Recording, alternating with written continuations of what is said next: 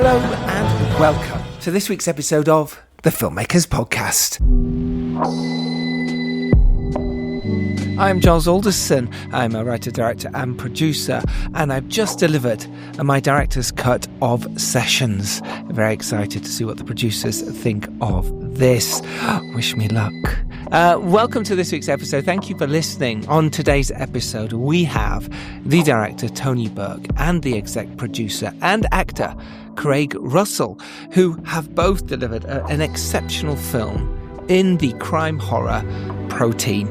Protein is a brilliant independent movie, and it is a testament to people who just go out there and get something made, and a team who really want to make a splash on the indie film circuit.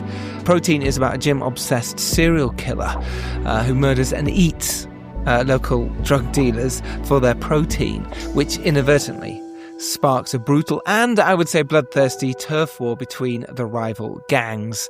This is a fabulous film, and it was a real delight to sit down with director Tony Burke, who also wrote the movie, as well as, like I said, exec producer and star Craig Russell, to talk all about how they raised investment, how they went about making this, when Tony, as a director, had made shorts before, but not a feature, and how you cope with investors pulling out, how you start again, how you ride up when everything seems against you, and when you could easily quit, and you don't. That's what we talk about on today's episode. That we dive deep into the feelings, we dive deep into the emotions and why and how you can go out there and make your feature film as well. Whether you've made one already or you're on your sixth feature film, it's never easy. It is always difficult. There's always challenges and compromises. Protein stars Steve Mayo, Kai Owen, Rosso Hennessy, Richard Ellis, Gareth John Bale, Charles Dale, Andrea Hall, Kezia Burrows, and Jamie Kenner, who also stars in Sessions, by the way. It was distributed by Bulldog Film Distribution. It was made by Broadside Films. The producers were Dan Bailey, Kerry Evans, and Tom Gripper. And it was lensed, cinematographized by Andy Tuvey. Craig Russell's been around a long time. I used to know him back in the days when I was acting, and we'd see each other in audition rooms. He has starred in movies like Colin, Screwed, Magpie, The Anomaly, The Hatton Garden Job, Canaries, which he also produced, Viking Siege, Genesis, All Right Now, Night Shooters, again, another Mark V. Price movie. Mark has been on the podcast before. Craig's also starred in A Bad Penny, Bittersweet Symphony, School of the Damned, She Is Love, and now Protein, which started out as a short film. And they have turned this into a feature. Not the short itself, they've started again, but you get the idea. Next up for Craig Russell is The Arbiter, which is, again, another Mark V. Price movie. Right, let's dive into it. This is myself, Giles Alderson, talking to Craig Russell and director and writer Tony Burke all about Protein. It is out now on Amazon Prime, and there's still some cinema screenings left, so do go watch and support indie film. It's so important you do that. I keep banging the drum for that, so important. Here is this week's Filmmakers Podcast episode. Enjoy. There we are. There we are. Hey, Craig. Hi, Giles, Tony Giles. How you doing, Giles? Nice to meet you. Really nice to meet you, mate. Really nice. Real pleasure. It's just thundering massively right now. I just heard that. Yeah, I heard that. Wow. I love this film, by the way. It's really, really great. Great performances, really well made, really sort of dark and dangerous and creepy and enticing and disgusting. All these, adjectives that I could throw at this was just great. And I have so many questions about how you made it, how you went about it, because I think this is great for our listeners and indie filmmakers out there who are sort of going, yeah, okay, how did you go about making something like that? But it started off as a short. Am I right in thinking that this was originally a short, or it was based around a short? Yeah, no, it was originally it was a short that Craig had been in a short film of mine called Large Double Room in Zone 2, which I'd shot in 2012. And when we were shooting that, which we became really good friends off the back of that, and I don't become really, really good friends with everyone that I work with. He just, we just one of them. Happen to connect, and we're still doing stuff, Yeah.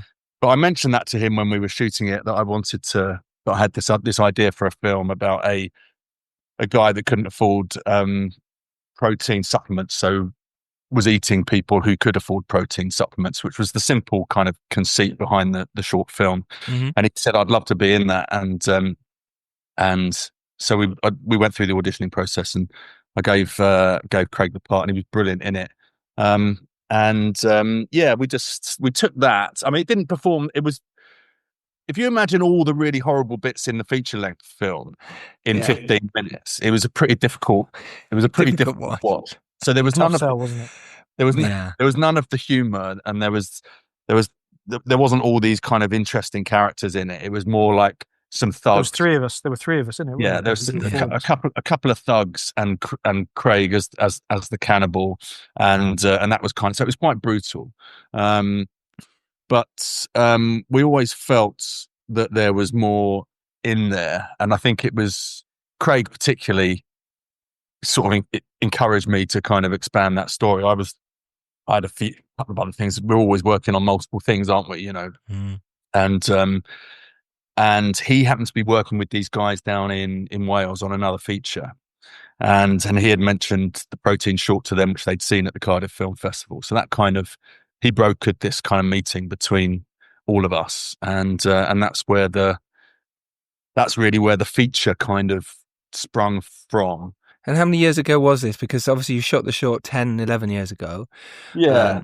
And then between that time, for our listeners, it's like, oh, well, that's interesting. Because a lot of them do want to go, okay, I've made this great short. Could this be a feature?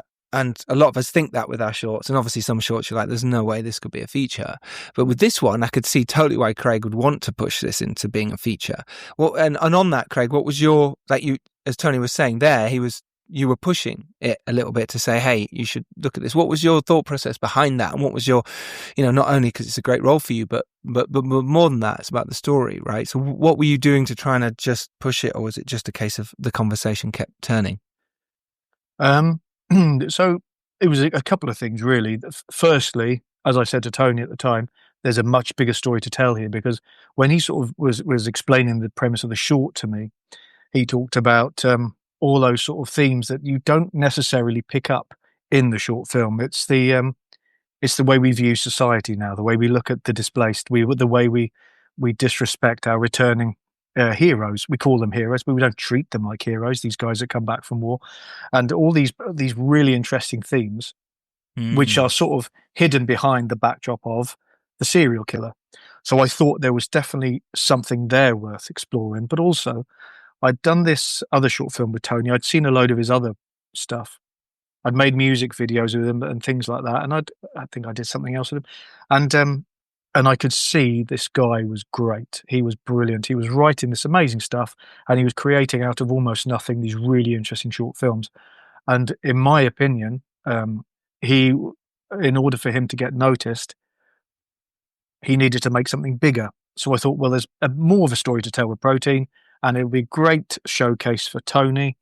And I really enjoyed my time on that project with that role. And it would be nice to sort of explore that more, just as you said, Giles, really. So I thought it would tick a lot of important boxes. And so I just kept saying to him, I think you should write this feature. I think you should write the feature. So eventually, not that I didn't give him much of a nudge, because he is, like yourself, really, Giles. He's always doing something. He's so proactive. And so he wrote this script it was fairly quick, really, his work on it. And we started talking to people, but you know what it's like, Giles. Sometimes the easiest thing is to write a good script. Yep. Then you've got to find someone who's interested in it as much as you are. Then you've got to hope that person has money or access to money. And so this just dragged on. Right. And until I met these guys that Tony mentioned, Broadside Films in South Wales. And then they were young. I mean, they're still young. They're younger than us, but they were hungry and they were keen. But they're kind of 30-ish now. They were kind of in their early 20s at the time. And the great thing about that, and them not being from London and not having all the kind of the airs and graces of film and TV people, they were just normal, hardworking kids that desperately wanted to, get on and desperately wanted to make something. So there was not, excuse my language, but there was sort of none of the bullshit and the talk that can go with the film industry. As Giles, as a seasoned pro, you're all too aware of. They just wanted to get on with it, and they wanted to get on with it in the most efficient way possible. So there was no posturing or anything like that. It was just like they wanted to make a film. We had a film, and it was like, okay, let's get on with it. And they were brilliant, I've got to say. When it came to, we talk about how getting that film made. When it came to, we didn't have any money, and we made the film. We got the film in the can for, I think, like 80 grand or something, or another 20 or something. But I think we actually shot the film for 80. Their kind of watertight scheduling and the way they went about organizing that, because there was no scope for kind of pickups or reshooting stuff, or there was no room for contingency. We just didn't have the money, and if or we couldn't go like 2 or 3 days over. We just didn't have the time or the resources. So they were brilliant at that. So I think without that attention to detail, we wouldn't have ended up where we ended up. And that's really important, because people, moviegoers don't see that side, do they? They don't see the heart behind the scenes, especially at this level. Yeah. To get this, we shot for, say for example, so we shot for 20 days, $4,000 a day. That's the coffee budget on a Hollywood movie. Anything else? Exactly. Yeah. But also what and I think Tony's probably bored of me saying this, but it is important to mention this. We finally went into pre-production just before the first lockdown hit. So we then had to, because obviously, as you remember, the world was thrown into sort of disarray, and a load of the investors, understandably so, wanted their investment back. So we gave it back. Wow. And then that lockdown eased, and we set about raising the money again. The second lockdown hit, we had to give the money back again. You're joking. That lockdown eased, and on the third attempt, each time we managed to raise less than the time before. So by the time we came to make the film, it was for those sort of figures that Tony was just talking about. I have to jump in on this, if you don't mind, Craig. This is fascinating. This is, our listeners will be like, right, that's great. So this is around 2020 sometime. You've maybe raised 150, 200 grand, something around that area. Yeah. And then obviously lockdown, you had to give that money back. Had it already gone into your bank accounts and you had to go, wow. And then that happened again the next time. So what would be really great for our listeners to know is not only how did that feel, which must have been devastating, but how did you actually raise that money? How did you go about finding those investors? And, not only once, not twice, but 3 times different investors to raise a certain amount of money just to make your feature film. It wasn't like, oh, this is on top of, this is new each time. First of all, Tony, how did that feel? Because this is your debut movie as well, and that can be devastating and heartbreaking. I mean, I know what that's like. If you've worked in the creative industries for a long time, like I have, and I come from an advertising background, you're kind of, you're used to things not happening, right? So, when things get cancelled at the last minute, and I've worked on adverts where you're all ready to get on the plane to go to Los Angeles and shoot something really, really exciting, and then something happens and like you don't end up getting on that plane and it all gets binged, right? So it's horrible. I think there's a special muscle in creatives which is developed to cope with rejection and failure, right? So in 2020 when lockdown came in and it was all taken off the table, in my kind of rejected creative brain, I was like, okay, well that's that over, close but no cigar. We gave it a good whirl, so I tried not to be too grief stricken. I tried to use my experiences of being rejected in the past just to kind of go, who was I kidding? Making a movie? Come on, like, it's ridiculous. Like, of course it wasn't going to happen. But then once again, I have to, defer to my partner in crime here, who had a lot more kind of energy and tenacity at that point, and the guys in Wales, to say, look, this isn't lost. We can get this back on. And I was like, do you think? And they were like, yeah, let's just do it again. So as disappointing as it was, I was very lucky to be working with a bunch of guys who wouldn't take where I possibly would have taken no for the answer. They weren't prepared to take no for the answer, and that's the God's honest truth. And we just went back, and we didn't get the money from a completely fresh group of people. Went back to the people that we'd given the money back to. Oh, I see. Because I think there was a lot of nervousness around people that had money or businesses. They were like, we could all be screwed here. Yeah, we need this money because you are definitely not Yes. filming right now. So Yeah, therefore, I need this money to survive. Yeah. Yeah, So I but- and suppose, also- or I think there was just a lot of uncertainty with their own businesses, and they were like, yeah, exactly. So I think we were able to go back to some of them and say, look, things are looking a bit better. Are you still up for giving us something? And like, whereas they had previously offered us 10 grand, I think, they both said, okay, Fine. well, I think one guy said, look, I'll give you $1,000. And then he felt guilty and then upped it to 5 about 2 or 3 days before we started filming. Do you know what I mean? So Yeah, that one kind of of those. vibe. But, Yeah. and I know the Broadside guys, they desperately wanted to make the film for, 150 plus, just to make it a little bit easier on themselves. But we netted out with what we netted out with. Yeah. We had 80 grand in a bank account that we could go and make that film for. And it was like, Let's go make it. It's going to hurt. but Yeah. let's go and do it. It's better to do. Sorry, Craig. One second. It's better to do that, in my opinion, than not do that. It's like, okay, we've only got 80. I've met filmmakers many times they've gone, oh well, we've got this much amount in the bank already. I'm like, well, why aren't you filming it? Go make it for what you've got. Otherwise, you're never going to make this movie, and that's 100%. The thing. Go on, Craig.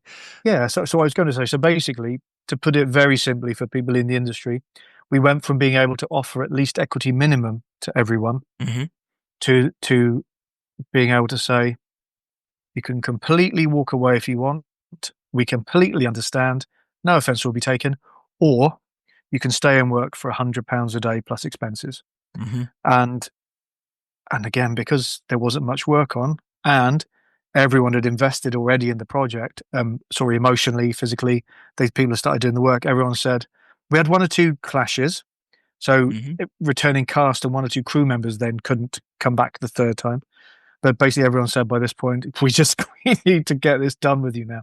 And so they settled for £100 a day, which we accept isn't the norm, isn't standard, but everyone wanted to be creative. But I'll tell you, I will say, and I've said this a few times before, whereas lockdown and COVID nearly derailed us, it also facilitated the existence of the film, because we wouldn't have got that cast available all at the same time, all in one. Yes. There hadn't been this crazy situation where everyone was being forced to stay in their houses. If everyone was working, we wouldn't have got that level of cast. Everyone, and actors want to act, right? Creative people want to create. Yeah.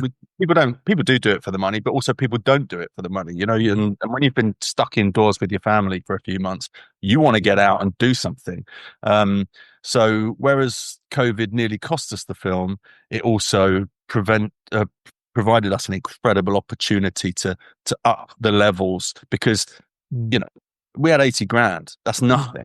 To get that cast together and get that degree of sort of dedication from a lot of very, very talented people. And I know when we talk on podcasts and things like that, we always speak very, very glowingly about everything, because it's an emotional process making a film. There's a lot of us in it, but this truly was a Herculean effort, because £4,000 a day, no one was doing it to make any money. And had to work incredibly hard to squeeze every penny out of that and get as much of that money on the screen as possible. That's the thing. All the while we had this, and I think we were naive at the time. I didn't realize how serious it was. But if anyone had tested positive at any point, I still have nightmares on those 20 days, we would have had to close the film down. And there was no way in the world that we would have ever got that back on. Yes. It would have been, okay, everyone go home, it's over. So, I think the big lesson is to anyone listening, when it comes to people making their first film, maybe talent comes into it a bit, but basically it's survival of the fittest. It's a test of who wants it the most. It's a test of who's willing to put the hard yards in, who's with tenacity, and who's willing to suffer.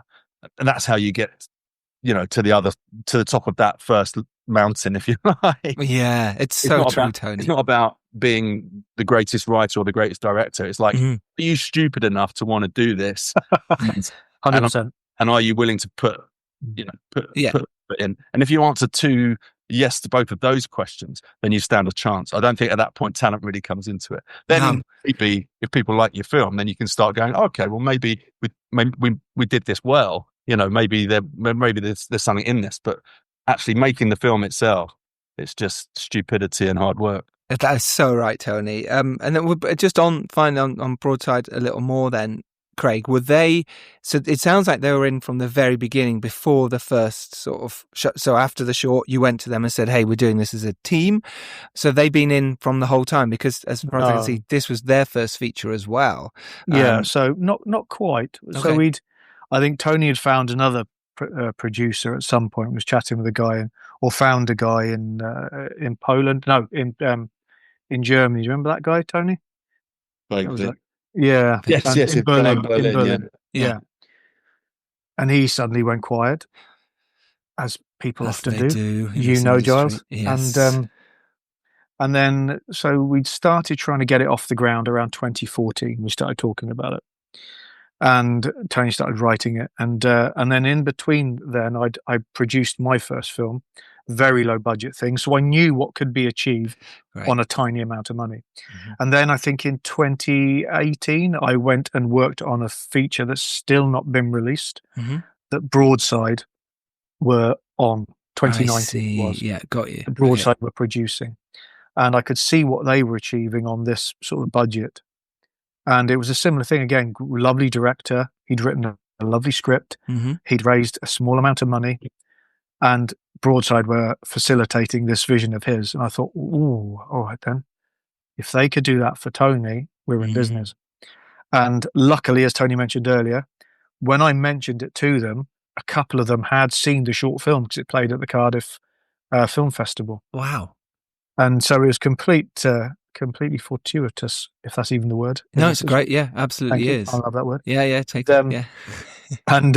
And so it wasn't difficult. There was no hard sell with those guys. We love the short. Okay, what do we do then? Yeah.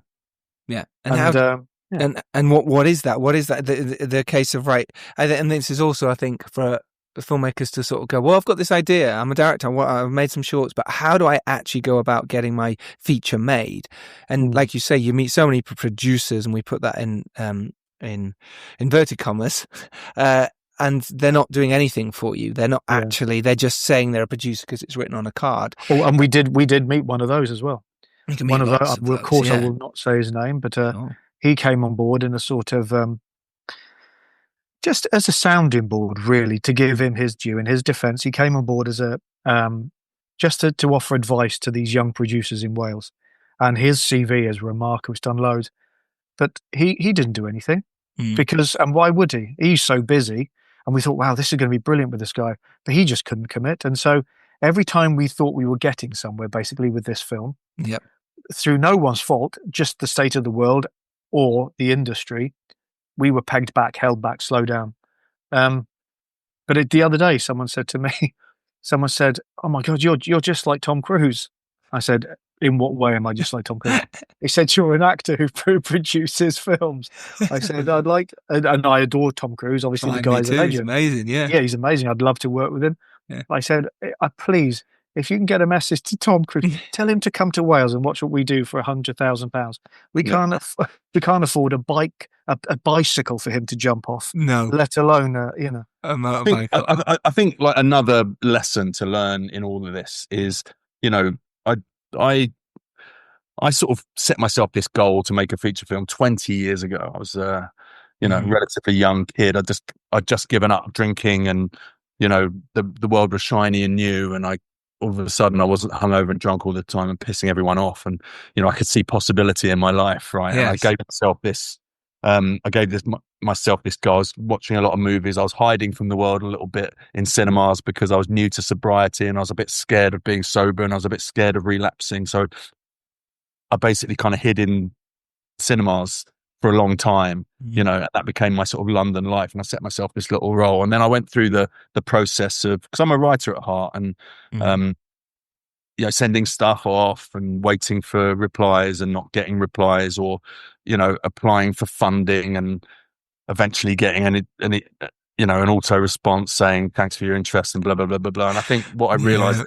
like, if you're going to if you're going to do anything, you just got to get on with it, and you've got to do it yourself. You've got to be active instead of passive, because if you wait for people to come and give you opportunities, you're going to be waiting a long time. And I still had to wait a long time, even getting off my ass and making stuff myself, using my own money, going from being not a filmmaker to a filmmaker, and just trying to work it all out as I went along and stuff like that. It was still a 20-year journey from, hatching, excuse the cat. Hello, Cat. That was great timing. Great timing.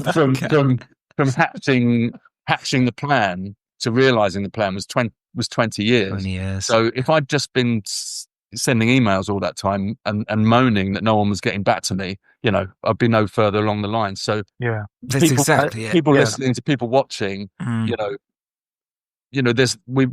got technology on our phones. We haven't all got access to money, obviously, and that's a major factor.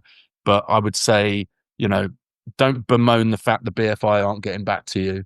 Just because they probably won't. Just get on with it and get going. And once you've got a little bit of momentum, it's a bit like anything else. You make one film and you go, I'm not doing that again. And that's fine. It was my first short film, 4 minutes long. It took me 6 months.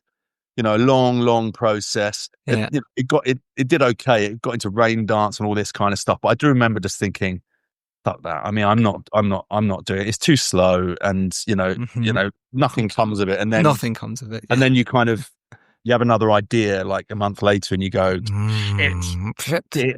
And you realise that you actually that is what you are going to have to do, because you need to get those ideas out of your head and make them real. You have to get those ideas out of your head. And I think that's so important. I think what we've just discussed there for those listening right now is the fact that, and it's a famous quote, but the cavalry isn't coming. The BFI are not knocking on your door.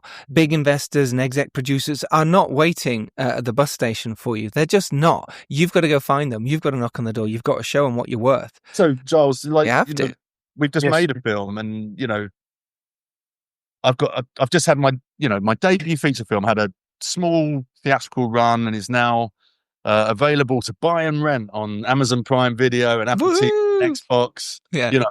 And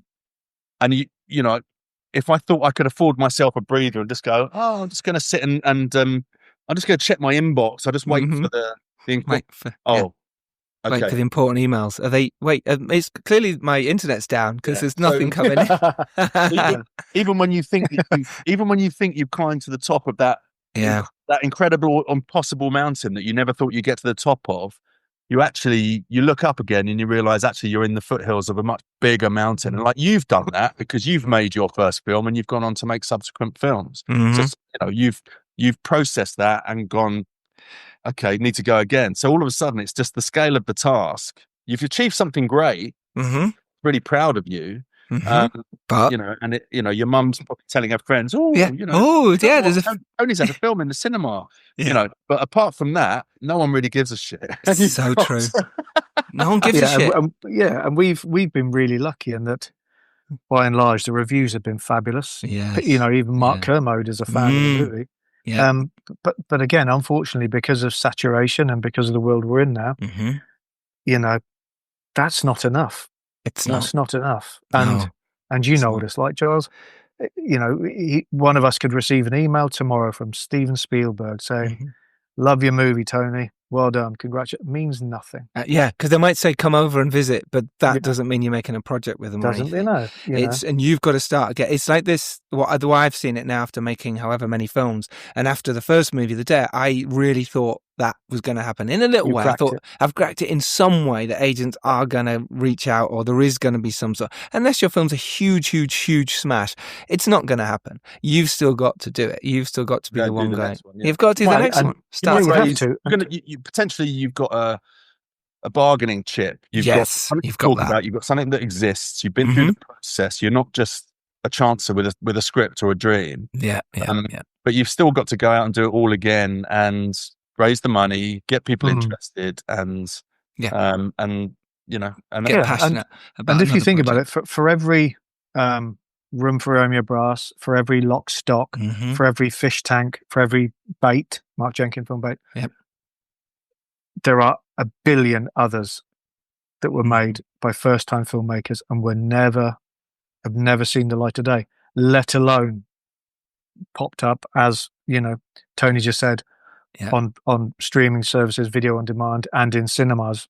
It's so true. But what gives us hope, and for those out there that might have made a feature film that hadn't got you anywhere, just think of Edgar Wright. His first feature film was A Fistful of Fingers, I believe. Yeah. No one's ever heard of it. No one's seen it. Everyone thinks Shaun of the Dead was his first film. So there's always, and that film was ridiculed, and just even he says it now. Yeah, it's just what it was. I made something, but that's okay. But he had to make it to make Shaun of the Dead. Yeah, exactly. And Spaced or whatever. Space before that, yeah, absolutely. And that's the thing, and it's really important to go. It doesn't matter. I'm very much of the opinion is go make something. It doesn't have to win a BAFTA. It doesn't have to even get necessarily released. It's great if it does, but you've made something. I love filmmakers who've made something, because then it's, you went through the trenches. You went through how difficult that was to get made. Yeah. You went through the whole post-production process, which very rarely people talk about or think about. It's really difficult. All your deliverables, everything. Even you guys coming on this podcast to promote it.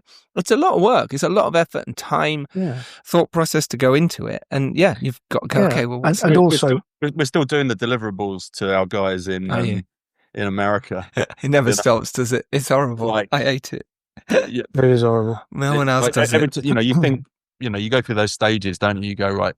When I remember, I wrote my first movie 20 years ago, and I'd written a script, and just thought the mere fact that I'd written a script meant that someone was going to turn up and bang on my door and go, well, here, you've written a script. Can we read?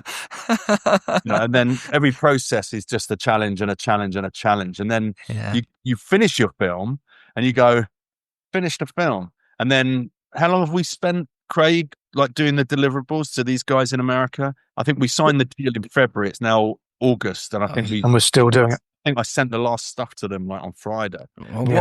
From that, then, what have you learned that you do differently with deliverables on your next film? Would you have planned that earlier, so you've got everything? Financially, we'd have prepared for it. There you go. Yeah, and we would have had people in place. But as to go back to what we were talking about earlier, we couldn't prepare for it financially, because we didn't have the money to make the film in the first place, or the knowledge actually, or the knowledge. You're right, because when the first feature I made, there was no such thing as streaming. So a deliverables list was tiny in comparison to what it is now. Yeah, licenses and all that stuff you need to do, and things change quickly, don't they? It's a great learning curve. It's great to sort of actually pull yourself out of your creative kind of bubble and go, I'm just a writer, and actually go, right, no, if you're going to do any of this, you need to know a little bit about the business. You need to know a little bit about how it works. You can't just say, hey, I'm over here with my crayons, doing the creative stuff. Yeah. You've got to have a little bit more, as nice as that must be, just to be left alone to kind of come up with ideas and write stuff, and people pay you a load of money for it. I'm sure it happens to some people. It's not going to happen to me. So, learning a little bit, and our guys in the UK, Bulldog Film, who are our distributors. They're great. They've brilliant. A guy called Phil Hoyle. Brilliant. They've been great, and they've held our hands metaphorically throughout, and they've given us metaphorically with me, but no, that's all I'll say.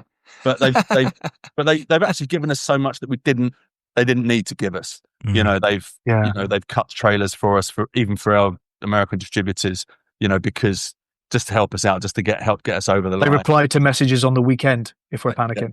Exactly. That's so amazing.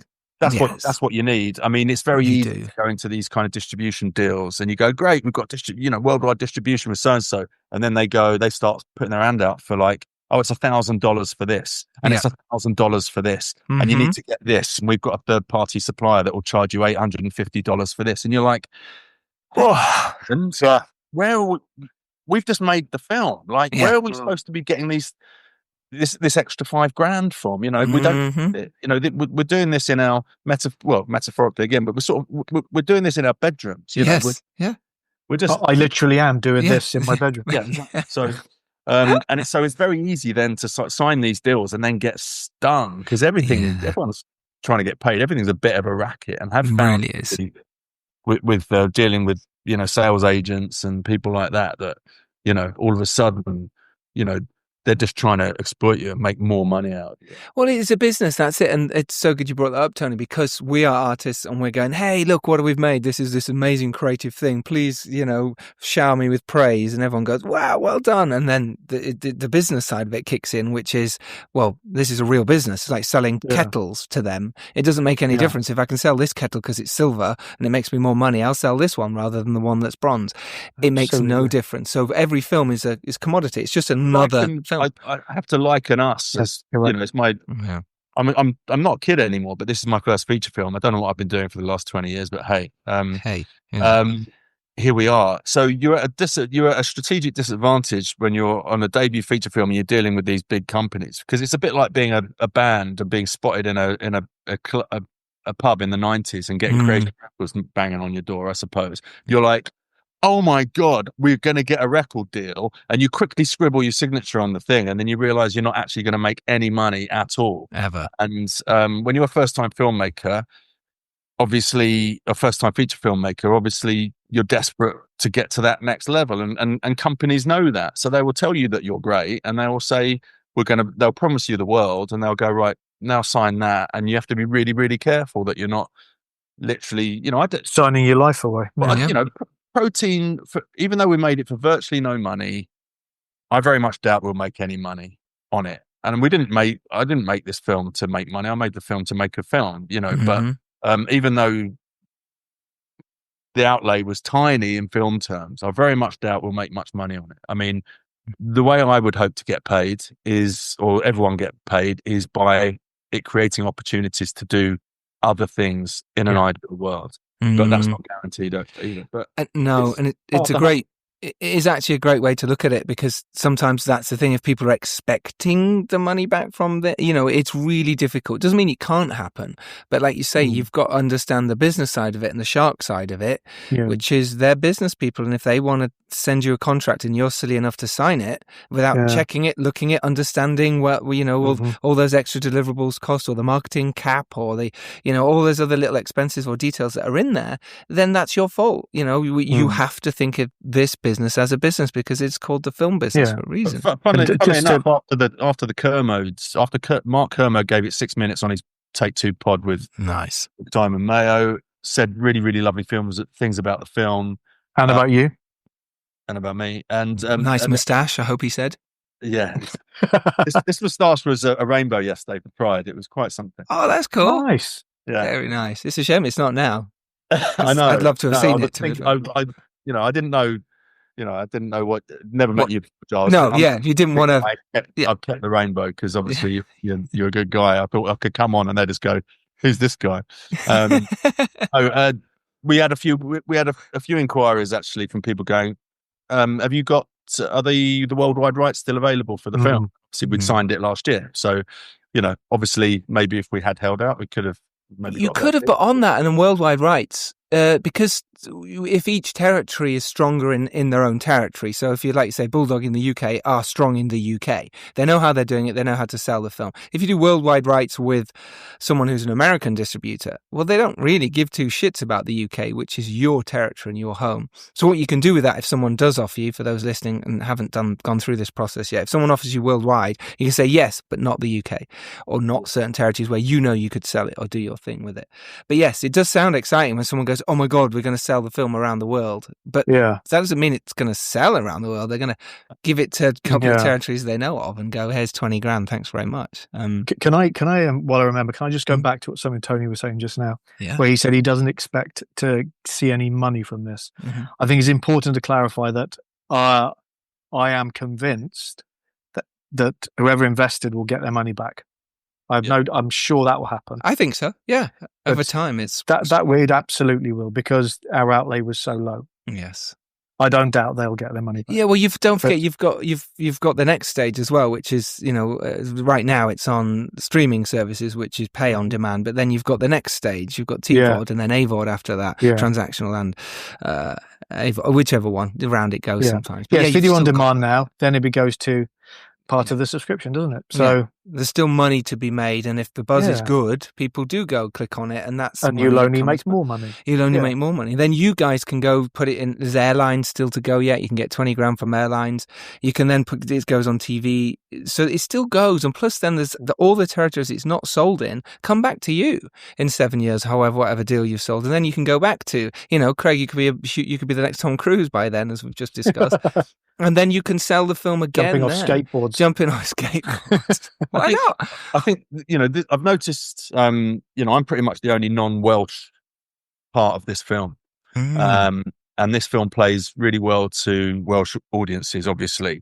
And one great feedback that we've had back from people is that they feel that Wales isn't depicted properly in cinema. Welsh characters are often used for a bit of comic relief, with using the accent as a bit of comic relief, or there's a bit of kind of caricaturing of depiction of Welsh culture, etc., and using cliches and stuff like that. And a lot of people that have seen this film have really felt that we've got into the kind of the soul of the post-industrial Welsh town, and depicted that in an authentic way, and that's really important that everyone feels represented. So I think, I'd like to think, I remember when Twin Town came out. I was going to say Twin Town. Yeah, that's the one I was with Reese's fans, right? It's a great film. I'm not suggesting for a second that Protein is the new Twin Town, but I'd like to think that Welsh audiences will warm to this film because they see Wales being taken seriously in cinema. My experience of shooting, I shot my first ever feature film in Wales, right? So I've had a great experience with Wales, and Wales will always have a huge, amazing place in my heart as a result of that. Working with Welsh talent, working with in front of the camera, working with Welsh production talent, the studios. We worked base studios down in Swansea. Shut up, cat. The base studios in Swansea. It wasn't invited. Living in Llanelli for a month at the Travel Lodge there for and shout out to the Travel Lodge and being part of just Welsh society and Welsh culture for a month was an incredibly rewarding experience. It's an incredible place. Those post-industrial towns, they've had it hard. They lost the coal mines. They're scruffy. They've got socio-economic problems just like everyone has. But there's an incredible spirit in Wales, and I really, people need to take Welsh cinema seriously. It's really, really important because, as I said at the beginning of this podcast, there's a lot of pretentiousness and a lot of airs and graces when it comes to London and the UK in film, North London, and all those little kind of film communities who think that they are the capital of the world when it comes to. And actually, there's amazing people, amazing places, and amazing talent everywhere. And Wales has an incredible setup. So go Wales. Yeah, totally. My second feature I shot in Wales, Arthur and Merlin Knights of Camelot, and I loved it. Same sort of experience when you sort of fall in love with the place because you're filming there and because of the people, and you just get stuff done, and it's really great. Let's jump straight into talking about filming Protein and how that was like for you, Craig, and the sort of preparation to get into like this kind of character. And obviously you've done it in the short, but you're there, this tortured soldier, if you like, and you're a cannibal. Talk us through that and how you worked with Tony and how you worked the process, not only, exec producing the film and being big part of the production side of it, but then obviously now you're playing the lead role as well. Yeah. Luckily for me, Tony had written a brilliant script. And as you know yourself, if you got a good script, you're almost up and running anyway, aren't you? And so he'd written a great script. I'd done some research for the short film, but that was basically around PTSD and that sort of thing. But obviously, because he'd written the feature-length script, there was a lot more to go. And even though I had very little dialogue in it, I wanted to really do due diligence to the script, but also to people who suffer with PTSD and that sort of thing. But of course, it's not just PTSD; it's murder and cannibalism as well.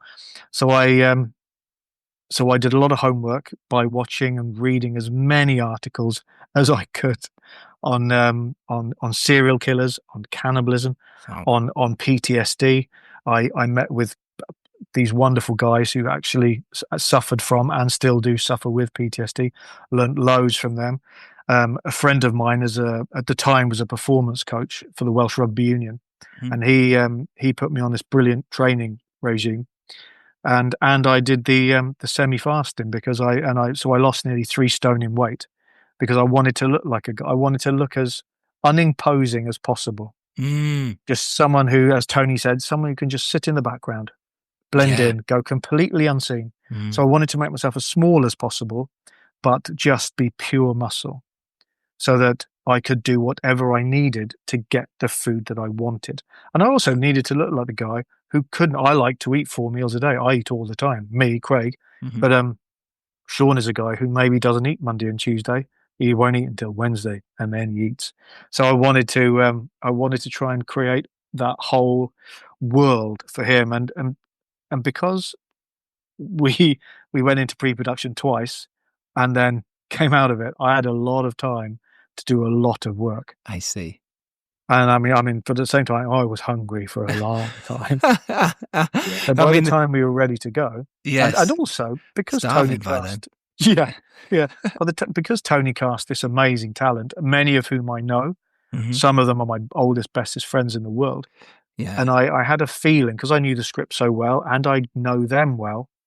I had a feeling as to how they would play their roles, and this is not me sort of hopefully not disrespecting them in any way, but I knew that the less I did, if I tried to do each scene with the bare minimum of movement, of sound, of expression, just the bare minimum, because I knew that this brilliant cast around me would keep the audience entertained, so they wouldn't get bored of me doing nothing. But I also hoped that by doing nothing, the audience could project onto me whatever they wanted.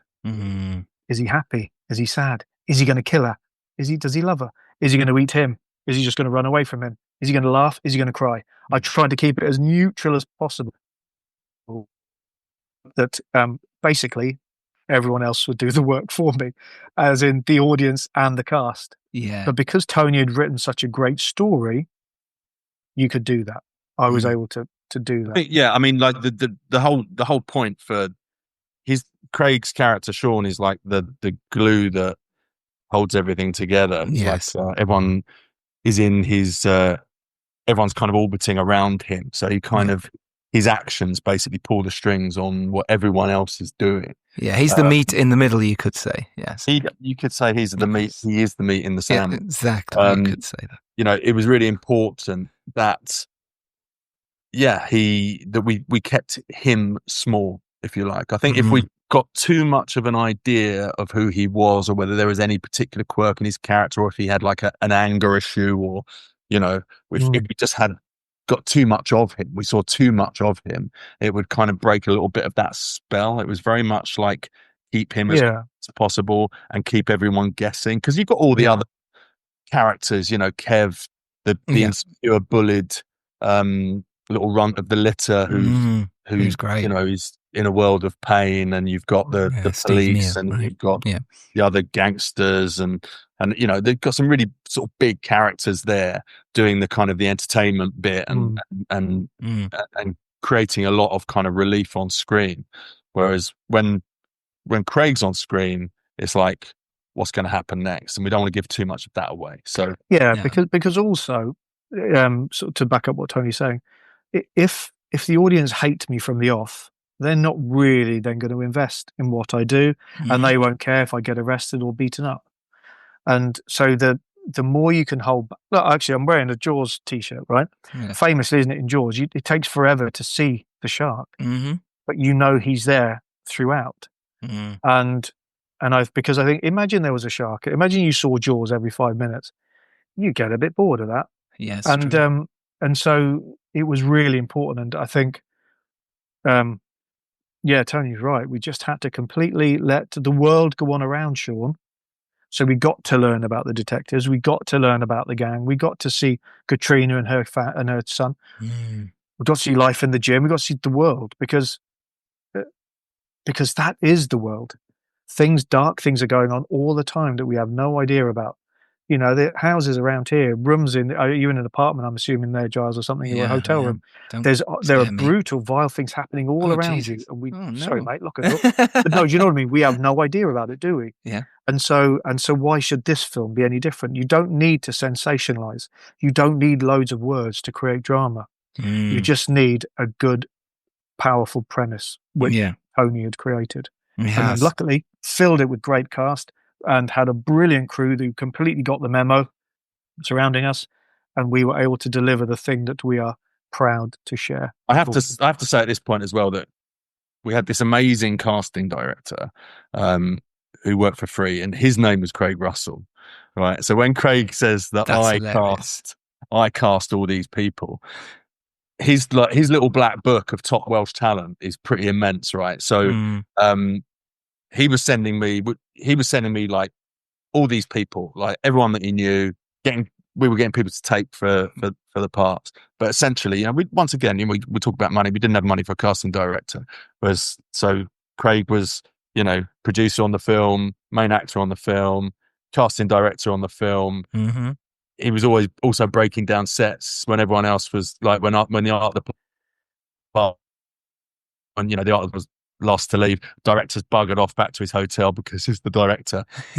I have to say that Craig's the kind of guy you need on the kind of guy you need on set, because when he didn't have scenes, he would be turning up, helping. He'd be helping art department break stuff down. Mm-hmm. He was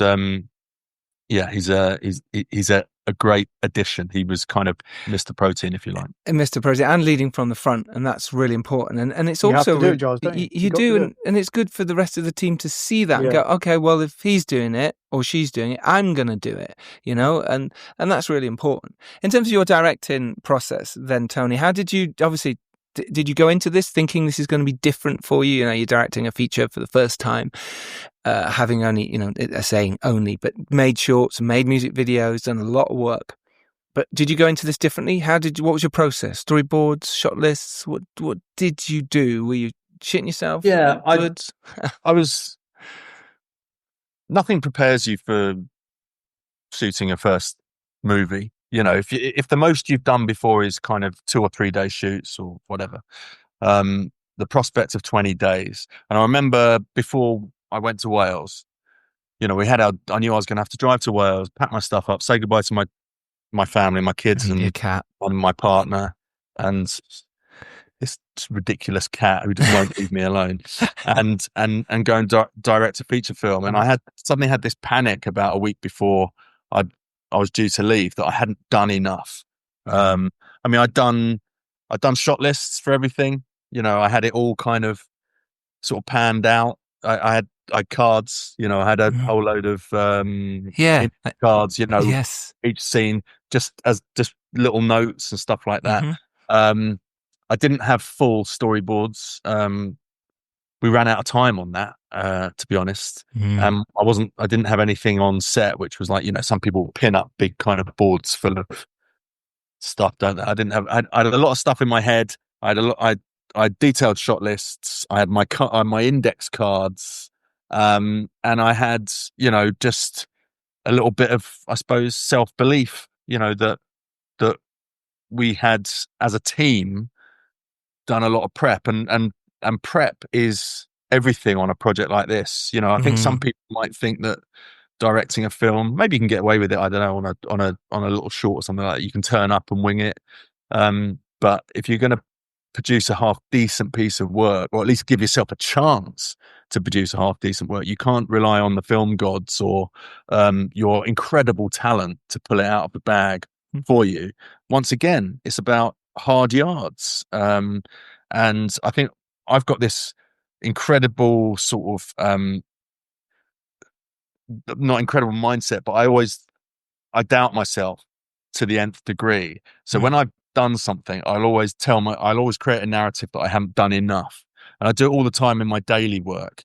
That idea is not good enough. You need to do another one or whatever. So I'm very, very hard on myself. So once I actually get somewhere, the chances are, because I've beaten myself up about not doing enough, I probably have done enough by the time I actually arrive.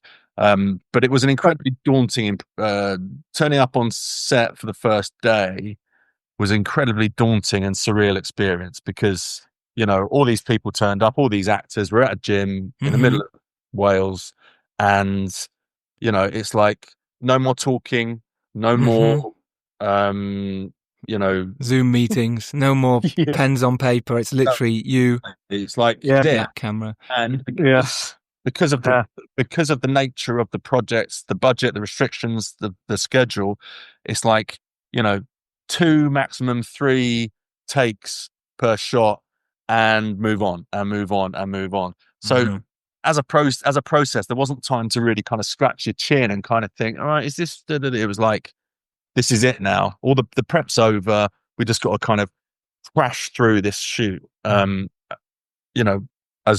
sort of quickly as possible. Otherwise, we're not going to get it all in the can. So, going back to your original question, what was your process? I think I probably didn't really have one. It was just about try and be as prepared as possible, try and know the script as well as possible.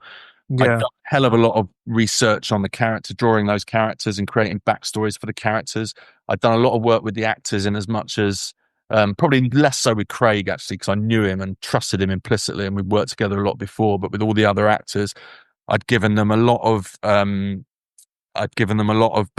for their characters, and how I felt their character should kind of be represented on screen through them, so that they wouldn't be scratching their heads on set and waiting for me to kind of, they had that already. I gave them time to, and because it was COVID time, we weren't getting together in person for sort of table reads and stuff like that. So I was in contact with them, emailing them, just stuff to read and stuff. So they kind of absorbed that, and everyone knew exactly who they were and exactly what the character was by the time they came to set. So, as I say, my sort of background is writing, and I take quite a lot of pride in that and getting that right, and drawing those characters and creating, well drawn, deep, textured, layered characters. And I think that's the success of the film, really, because if you watch the film back, there's some backgrounds, some art department. There's scruffy in places. It's like, it's not all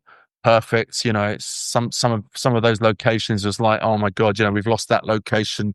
We're going to have to shoot in the unit base, for example, because suddenly we don't get the shot. Well, you just have to adapt, don't you? And you just have to make the best of that. You watch it back and you go, that wasn't 100% what I wanted, but it's a 100%. but it's not 100% what you wanted. The audience don't know that. Yeah. No, of course not.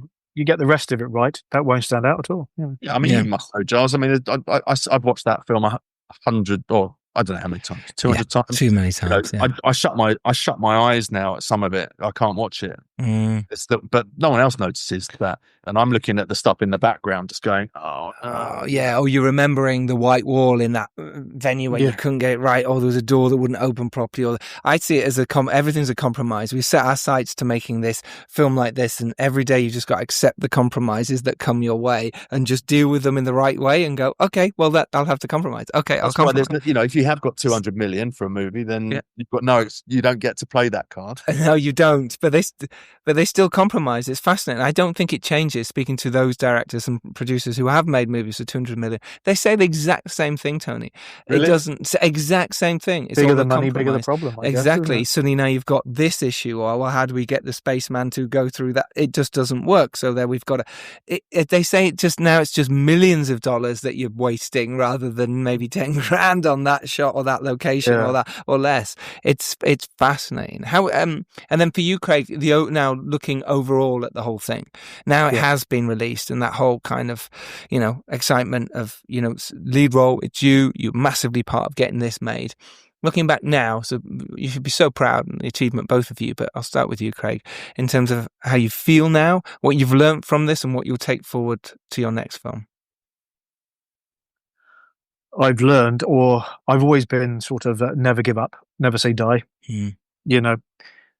To quote another movie of a favorite of mine, The Goonies, never say die. You can't. You know what this world is like, our industry. You can't give up because, like Tony said, he got to the point where he was fine with things cancelling because it was part of his world. but you can't, I've always been a doer. Many actors just wait for the phone to ring, and that's great for them. That's fine. I can't do that. I've got to make stuff happen, and the experience of making Protein has completely cemented to me the importance of that, of how you should just keep going no matter what, because nothing is easy. When I started this industry years ago, you got a job, 9 times out of 10, the same job today will pay you a fraction of the money. So this industry is evolving so quickly that we have no control. What we do have a tiny element of control over, however, is what we do ourselves. So that, first and foremost, it says, yes, you are right to persevere, to be dogged, to not let lockdown, to not let anything else that's got in our way over the years, to not let it, because if you work hard enough and you surround yourself, this is important, with the right people, you really can achieve it. So that, to keep going like that. But also what it's taught me is cut people slack. I got an offer not long ago for a feature. No, it wasn't an offer. A producer I worked with before, they said, look, can you tape for the director? They want to see what you're like in this role. And so I did, and I messaged and I said, how's it going? She said, oh, I'm really sorry. Things have slowed. This has happened. We've lost this. We've got to replace this person. I'm like, oh, please don't worry about it. I completely understand your pain. Yeah. If there's anything I can do, just ask. I get it. It'll be back on track in no time. Good luck with the project. Keep me posted. Before making my own work, I would not have understood a word of that text message that she sent me. And so you learn a lot about yourself, and you learn a lot more about the industry. And now, again, I mentioned him earlier, I am now, for some reason, I am desperate to get on a Tom Cruise set, to see what can be achieved with a bigger budget, to see that world. Yes, I've done big stuff before as an actor, where you go in for a few days, a few weeks, or an afternoon. But I want to really have a good look at that sort of world to see, because I'm now at the point where I think, right, we've got to keep pushing on. We've got to keep making stuff, and eventually, if we keep this attitude, it'll get easier. I don't know if it does, Craig. It just gets. I think it does. I lied to myself. Yes, I lied to the listeners. So there we go. And I think that is important, though. The fact that we've got to want to aim higher. We've got to want to think it's easier. I think it just gets more accessible is probably the word. I think you understand the issues, and you understand how hard it is, and you understand when you're going to get a no from someone, or a producer who doesn't return your call, or an exec. It's because they're doing their own thing. They're busy, and you're not bringing anything to their table. So it's fine. And you go, okay, cool. Absolutely fine. Fair enough. Good luck to you. Yeah, exactly. Find someone else. Find someone else. Yeah. And Tony, same for you then, in terms of what you've learned. I know you sort of touched on it earlier, but in terms of certainly for the next film, what will you do differently? What was the biggest challenge that you overcame as well while shooting Protein? Well, I mean, take forward. This film took far too long to make, and I think there's times during the post-production process, because we didn't have any money for post, that things started to drag, and you lose momentum, and I think that actually starts to damage the product. You start to, if it's been 2 months between you kind of working on the film because you've been waiting for something or been waiting for someone, and then it comes back to you and you're like, what are we doing again? What's that? What's the name of that character again? I think, definitely when I make another film, if I get the opportunity to make another film, hopefully with a little bit more money, we'll be able to make it quicker. Not because I want to make it necessarily quicker, but because I want the film to be as good as possible. And I think you need to maintain an element of momentum, and things can get stale in post-production. Yes. I think one, I look at the experience of making the film, and it's not just a professional experience, it's a life experience. It's definitely something, I want to do more of, and I want to do better. I look at Protein as kind of a proving ground, and it gives me a tremendous amount of I see the mistakes. I see where I was maybe too timid. I see where I kind of was maybe a little bit too compromising because it was my first time and I didn't want to cause problems, or I see where, we had 2 hours to shoot something where we needed 6 hours, and we had 6 hours to shoot something where we actually only needed 3 hours, and being able to recognize how to kind of get the most out of your time on set, especially when you're moving around a lot. Going back to those mistakes that I can't watch in cinemas now, and I'm kind of sitting there going, "Oh my God, we needed a day for that, and that's why it looks like that," or whatever. So just a general kind of now I feel like I have that experience of making a film, how I could make a much better go of the next one, just because I know how it's done. Because essentially, when I walked onto that film set, I was probably the least experienced person on the set when it came to feature films, because it was my first. There's people there that worked on feature films all the time, so, and the weird thing is, in that everyone's looking at you as if you've got all the answers, and actually, you haven't. But it's a constantly evolving process of education and experience, isn't it? So, everything that Craig said this to me a million times, you only make your first film once, and I'd love to take now everything that I've learned and all the mistakes that I've made on that film and put them right on the next film. So I think that's the most important thing for me, really. It's just, and to continue doing what we're doing. We've done something incredible. And we created a piece of work which people have responded to, and that's an incredible feeling. And just a desire to keep going if we get that opportunity. Obviously, technology is a strange thing in the creative industries, and I see the creative industries suffering a lot. I think there's there's more room now for scruffy little analog films, where you can see the joins, and you can see behind the curtain a little bit, as opposed to this idea of perfection, which is being forced upon us by technology. And I think audiences are going to go, do you know what? We don't want to see perfect. We want to see real. Yes. And we want to see the shark. We want to see the shark. I'm that kind of filmmaker, I suppose. I don't like everything we did on this film obviously was in camera because of the budget, but I think that's part of the challenge of like filmmaking is to create, not rely too heavily on stuff you couldn't do yourself. I like the idea of solving that problem on set and making something look real. And you will. I mean, you're gonna make another film, absolutely, and hopefully together. You should both be really proud of what you've achieved, and forget the fact that you struggle to watch it sometimes. It doesn't matter. Other people love this movie, and that's what's important. I'm like that. Same with all my films. You go, I can't watch this scene or that scene, but we just go, all right, whatever. That's why I haven't watched some of them for like years now. It's like maybe I'll watch it again and go, it wasn't as bad as I thought, or go, Jesus, that's terrible. Who knows? Who knows? We'll come back to it when we have to. But it's amazing, and honestly, you should be so proud. Protein is out now, as Craig said, on Amazon and Apple TV and Google Play, etc., etc. Link to it will be in the show notes. Is there a website? Have you got a website as well? Your best bet is to follow Protein Film on Instagram, or Protein follow underscore film. Protein underscore film.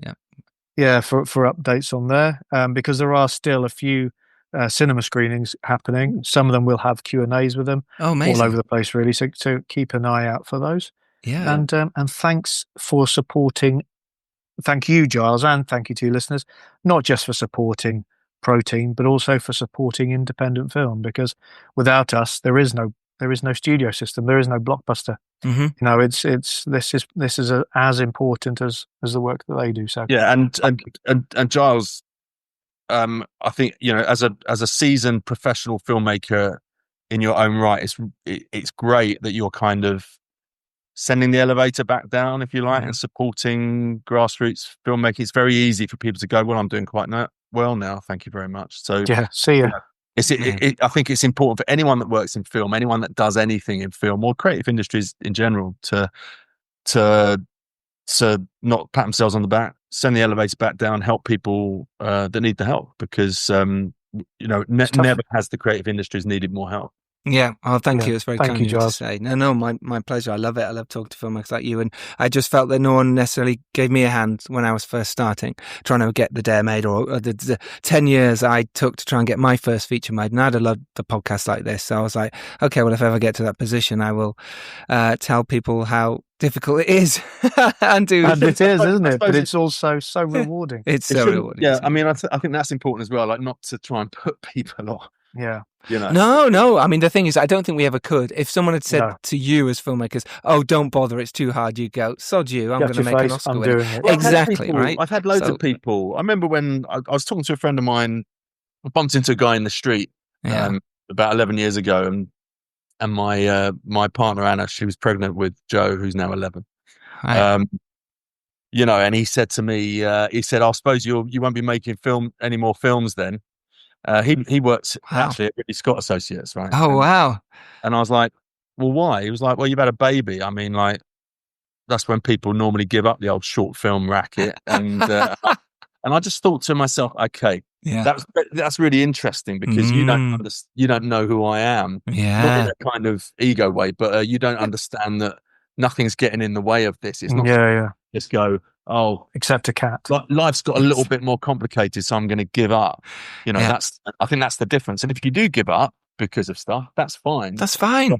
Totally fine. Yeah, totally fine. But no one can put you off. This is what I feel about this industry: is if you really want to make a film, you'll go make a film. No one can tell you anything to stop you doing that. It's in you. It's in you. To get it out. It's if you're talking about it too much and not doing it, that's the issue, and being put off by it. Well, then you didn't really want to do it in the first place. So that's your issue. Yeah, exactly. But if you want to do this and it's your passion and burning desire to go make a film, you will go make the film. It doesn't matter what anyone says to you. So it'll just happen, and you'll get through it and you'll make it, because that's what happens. You want to do it. And you'll sit.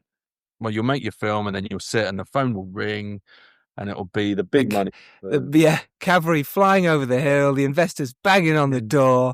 Here you go, here's more. And it can happen. You've just got to make them knock on the door. You can't expect them to knock on the door. Anyway, look, this has been amazing. Thank you, Giles. No, my absolute pleasure. And as Tony said, go out there, make your films. As Craig has said, you can do it. Feel that passion and go make your film. And if you are lucky enough to rise up and do well, it is your duty to send that elevator back. But before you make your film, you go on Amazon Prime Video. Yes. And you watch my film. Yeah, you watch Protein. You watch Protein tonight, this afternoon, tomorrow, thank you, guys. This weekend.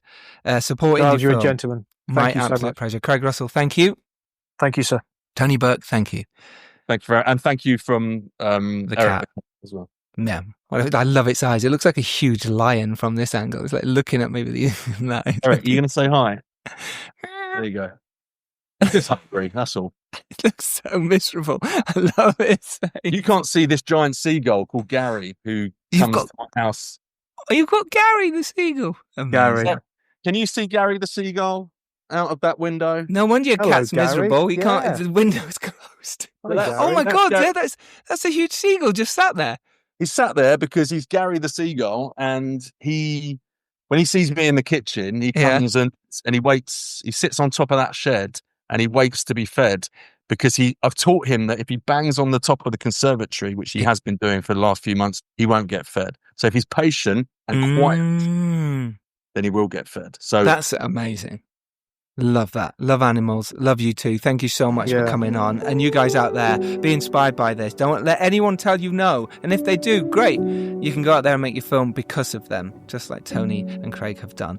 We will see you all next Tuesday. As always, lots of love to you all. Take care. Bye. See ya.